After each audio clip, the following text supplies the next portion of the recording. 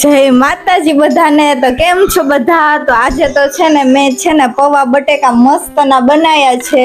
બની જાય ને એટલે તમારે કોઈ ખાવા હોય ને તો મોકલી દઈશ, ઇન્સ્ટાની સ્ટોરીમાં મૂકી દઈશ। બધા એમાંથી થોડા થોડા ખાઈ લેજો, કોઈ બાતતા નહીં હો।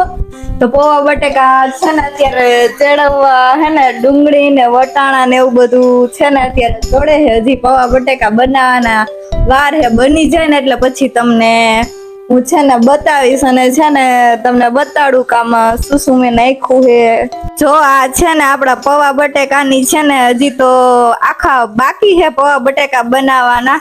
માંડવીના દાણા, વટાણા, ડુંગળી, ટમેટા, બટેકા વગેરે વસ્તુ હે ને આમાં બધી નાખી હે। હજી તો બનવાની વાર છે। બની જાય ને એટલે પછી તમને લોકોને છે ને હું ખવડાવીશ, સ્ટોરીમાં રાખીને ખાઈ લેજો બધાય। તો લાગે છે આ બધું હે ને ચડી ગયું છે।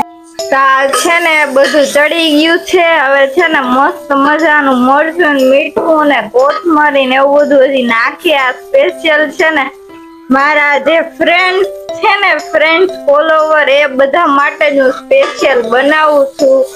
મારા બધા જે ફેન છે એ બધા માટે અને આદુ છીણીને મસ્ત નું નાખું છું।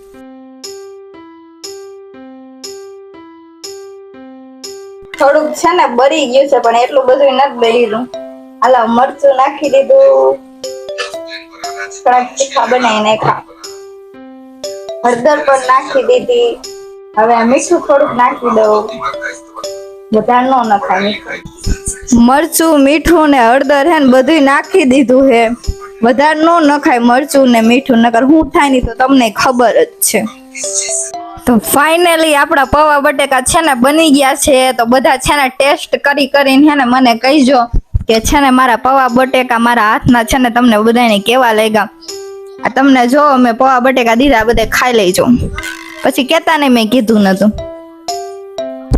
તો બાય બાય। હું છે ને પૌવા બટેકા ખાઈ લઉં અને છે ને આ બધા છે ને મારા ફ્રેન્ડ માટે મેં પૌવા બટેકા બનાવ્યા હતા। અને છે ને જય માતાજી। હવે નેક્સ્ટ વિડીયોમાં આપણે મળશું।